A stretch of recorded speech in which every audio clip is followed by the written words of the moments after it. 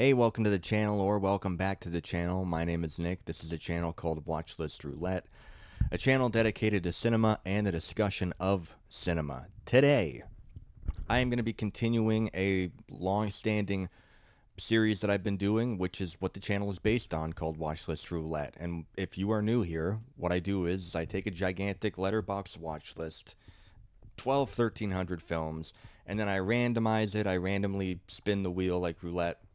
I think that's how roulette works. I don't know. And basically, we get what we get, and then I come back here and I talk about said film and my first time experience with that film. Now, when I first started this, I was incredibly courageous, and I picked whatever came up from all of those films, and over 1,000 films. There's just no way to keep count. And after a little while, I started to realize that it's not a great way to do it. What I was watching and what I was reviewing was not curated to what I was interested in talking about. I sometimes had to force myself to watch things, which is fine. I mean, that's kind of part of the fun. But I have, at this point now, kind of changed the way I'm doing it. And I have curated a short list. And now that short list is narrowed down to a good chunk of films that, for me, feel like important films that I should see, or films that I probably should have seen a long time ago. And films I'm genuinely excited to see and talk about. And now that I have updated the way that I do this, it's a lot more fun, and I'm a lot more excited to be doing it, and I want to continue to do it regularly. I love doing it, so yeah, that's pretty much it. Now, there have been a few films in the start of 2025 that I did not do a video on, so I'm going to quickly recap those. The first film I did for 2025 in Watchlist Roulette was The Truman Show with Jim Carrey, directed by Peter Weir, I believe. I'm just gonna run through my thoughts on some of these films. I'm not gonna go on. Pretty awesome film. I mean, I'm not even a big fan of Jim Carrey, which is kind of sacrilegious when you're Canadian and you're supposed to be proud of this great export in entertainment. But I've just never really been a fan of him. Easily my favorite film of his. I don't know. It's just awesome. Of course it is. I heard so much about it, and I could watch Ed Harris in anything. Life is Sweet, which is a Mike Leigh film from, I believe, 1990, which I touched on in my top 20 films of 2024 video when talking about another Mike Leigh film. Mike Leigh is the man. He is one of my favorite filmmakers. Mona Lisa with Bob Hoskins. Holy shit. Movie's awesome. Honestly went in not really expecting anything, kind of was just like, oh, I hope it goes my way. That movie is so, like, exactly what I like. I'm so glad I checked it out. I was thinking about making a video on that one, but as we know, time marches on, and I just got to keep moving. And the fourth film of 2025, which I am doing in this series, is my introduction to Michael Haneke, and that is Funny Games, which I feel like is maybe the gateway, the introduction point for a lot of people with this filmmaker. Yeah, this is one of those films I probably should have seen a long time ago. I've often been quite intimidated by the filmography of Michael Haneke. I don't know why. I think it's for the same way I am intimidated and very, like, respectful of filmographies of guys like even Lars von Trier, where it's just like, this is probably gonna mess me up. It's probably not good for me, but it is my exact type of filmmaker. And one day I need to go down that rabbit hole, and I'm very, very excited to do so. And I was very excited to watch this film. Everything about what I had heard about Haneke over the years is, echoes something that just feels like it would be within my wheelhouse, but it's almost like you're afraid to touch it. It's like, it is going to affect you deeply, and this film did affect me deeply. And there's some kind of, like, I don't know, for me with filmmakers like that, like a force field around their films where it's just like, I'm afraid to touch it, because if I do, I know I'm going to be obsessed with it. And if I do, I know the disturbing, sick style of these films is going to depress the shit out of me. And, well, that's what happened. Funny Games is a film in which we are introduced to this couple, a wife and a husband, and their small child. And it is alluded to that they are at least upper middle class, probably more on the wealthy side. And they go to the countryside to enjoy a week or two at their cottage. And they're going up there with their boat, going to enjoy, a nice 1 or 2 weeks in the summertime, regular family vacation, very idyllic and very suburban. The wife is trying to prepare a meal for the family and for guests who may be coming over. Everything about it is very idyllic, almost in the way that you're introduced to the regular suburban everyday neighborhood in a film like Blue Velvet. This very much feels kind of cut from that same cloth a bit. And as they're driving to the cottage and listening to these great pieces by these great composers on CDs on their CD deck in their car, that is pushed aside for some very abrasive heavy metal with a very bold, deep red title card, Funny Games, and you know that this nice and carefree, peaceful looking film is going to be anything but. I mean, you just know it is. And if the poster with a kid with a pillowcase over his head didn't signify that, then the title card will do it for you. We know that we're maybe going to have a rough time. And boy, do we ever.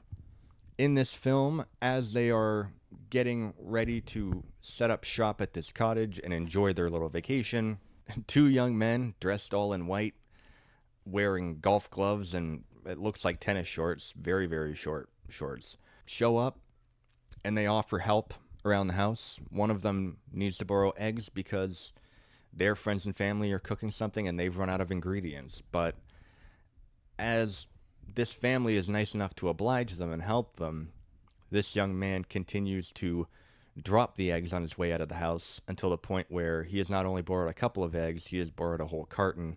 And now the wife of the family is getting very frustrated by them being there. But it's not just one thing to waste their food. It's a whole other thing to set up shop in their home with them and refuse to leave. And this is one of the things that sets off this film is a very frustrating trolling coming from these two young men, almost like an Abbott and Costello routine of who's on first. Every time somebody says something, they find a way to twist the words and paint themselves as confused, as if they don't understand the other person's meaning. These are guys who do not at all understand any type of social cue. And if somebody tells you to get the hell out of their house, this isn't something that's familiar with them. They make themselves at home almost a little too much. And when the family decides to resist and kick them off their property, that is when they become violent. And they pretty much decide to take this family hostage and maybe not torture them aggressively nonstop, but play little games. And the title's Funny Games, there you go. And they play little games with them that are very sadistic in nature and very cruel and brutal and often become violent. And these little kind of parlor games they play that end in a whole great deal of human suffering grow more aggressive and more shocking as the film goes along. What starts out as a very nice, casual, relaxing family vacation becomes a clinic in just disgusting debauchery and violence. And that's really all I can say to explain to you the film of Funny Games that we are talking about here today. This film is frustrating. It's frustrating, and when I say it's frustrating, it's frustrating because these characters are frustrating to watch. They constantly come off as confused, as if they don't understand any social cue coming their way. Honestly, it's like watching two psychopathic young men who are of the same DNA or blood of a Bart Simpson, and that they refuse to understand being wrong or not being in a place that they're welcome, and they continue to find a way to twist it and play sick games on the people that they are trolling. And it's very they're very, very frustrating characters to watch. They are a pain in the ass, and not only can they be annoying, they become very violent and not at all sympathetic in any way, shape, or form. They are completely void of all feeling. They're completely cold and isolated from any type of emotion. And obviously, it makes sense that they would be psychopathic, torturing pieces of shit. Makes a whole lot of sense, and these are very frustrating characters to watch, but the two young men who play them nail it. They nail that feeling of what makes a troll so pesky and annoying to deal with. And by the time that they go to some very, very dangerous lengths to prove their points, the film goes from a tongue-in-cheek funny, like we shouldn't be laughing at it and we shouldn't be enjoying it, and it takes very dark turns where you have to grapple with the fact that this is something very, very serious happening here. Throughout the film, there are a handful of moments where these young men who are doing the punishment are breaking the fourth wall to keep contact with us and to kind of like calibrate on the same wavelength as us. Sometimes it's one of the characters winking at the camera to kind of give you this like, hey, are you seeing this? Can you believe this is happening? Even they're kind of like leveling with you. And there are moments where this film becomes very meta in that it goes outside of the narrative to remind you that it is a film you are watching, and we are going to conveniently place things where we want to put them and rewind the points we might want to go back to or go forward or manipulate the situation in the set. It is one of those films that at points becomes a film within a film, and the victims are not aware of this, but the people doling out the violence are very aware that they are a part of a film.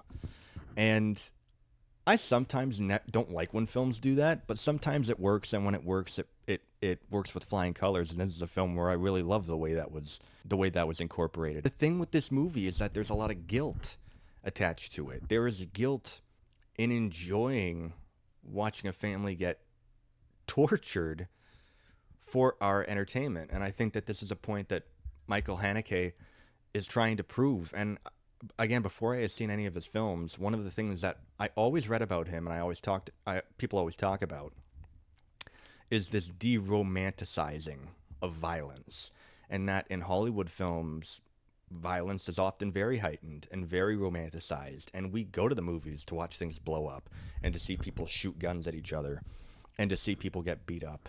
Everybody loves an action hero, and there are points in this film where you think a hero might prevail, but you know that's way too convenient and that is not going to happen. And at every turn and corner, Haneke is interested in putting a mirror up to you as a consumer and as a viewer and showing just how sick you are for enjoying seeing acts of violence against innocent people.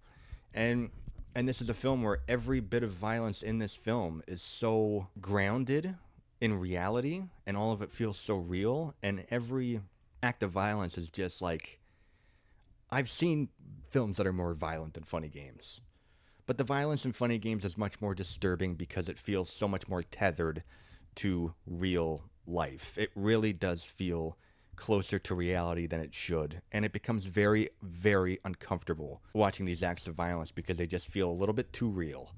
And I knew that going in. I knew that about Michael Haneke's films, and it was still a squirmish type of experience for me. But I loved almost every minute of it, and it's just funny.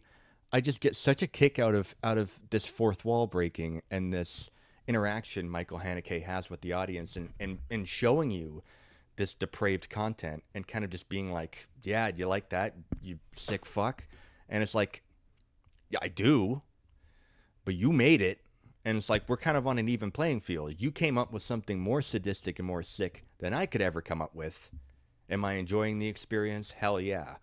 But we're both at fault. I'm at fault for enjoying watching a very sick turn of events happening here to characters who don't deserve it. And you are also very sick, Mr. Haneke, for giving us the ideas. But it's a synergy between the director and the audience that it's just so interesting the way he framed it. It's just so interesting the way that he's really driving home a point of how sick and perverted our attachment and our entertainment and violence is. And this is a film that's what I took away from it at the end of the day. We are really uber hedonistic animals that are enticed by the taboos of life that maybe we shouldn't be, but just like a train wreck, you can't look away. And really, that's how I feel about this film. I think it was an incredibly clever exercise in that type of social commentary. I thought all the performances across the board. There's even a kid in this film, and his performance as a kid is quite good. But the couple that is kind of held hostage and tortured, holy hell, what an exhausting pair of performances those must have been. I can't even imagine, and I don't know how many takes they must have done for some of these sequences, but man, what a grueling experience it was to have played those characters. And again, the young men who are pulling the strings in all of these twisted games are a perfect representation of what it means to be a true psychopath of no feeling ability. All the performances across the board, the meta aspect and the fourth wall breaking sometimes is a make or break thing for films for me, but I loved it in this film. Filmmakers like Michael Haneke, I mentioned Lars von Trier earlier. These are filmmakers that I have a great interest in, and are the subjects that they often deal with incredibly disturbing? Yes. But I gravitate toward those things, and I love the transgressive in cinema. And I think Funny Games is kind of, again, pointing the finger and putting the mirror back up to you, just being like, you get enjoyment out of this.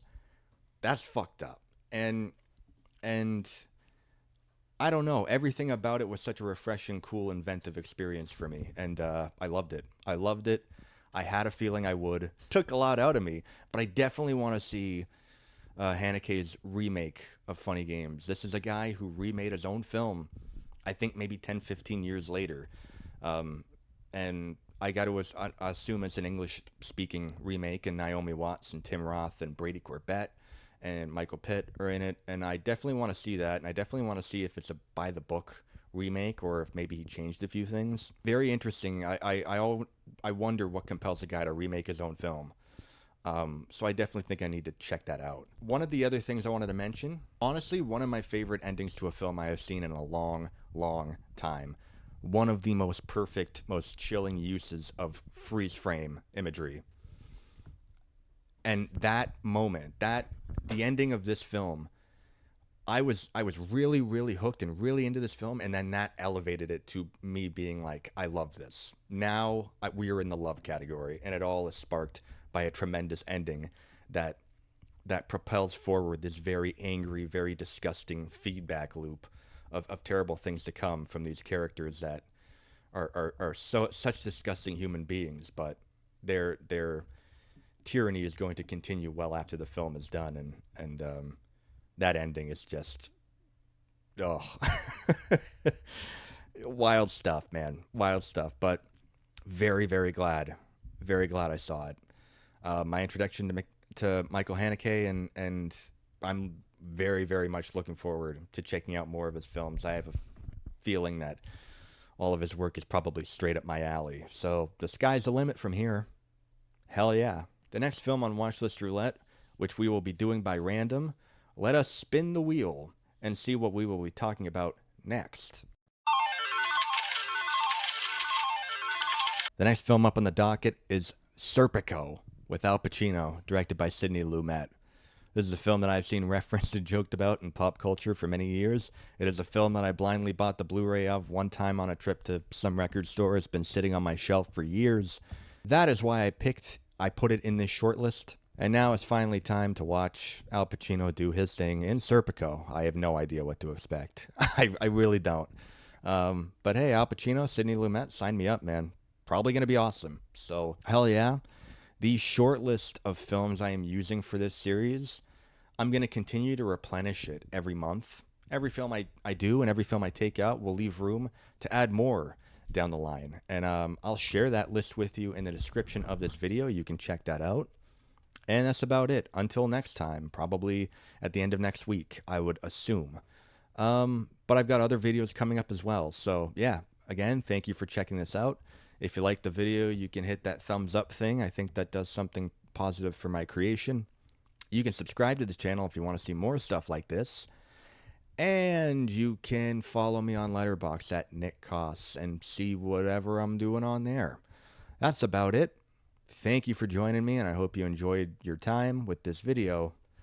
Take care of yourself, and I'll see you later.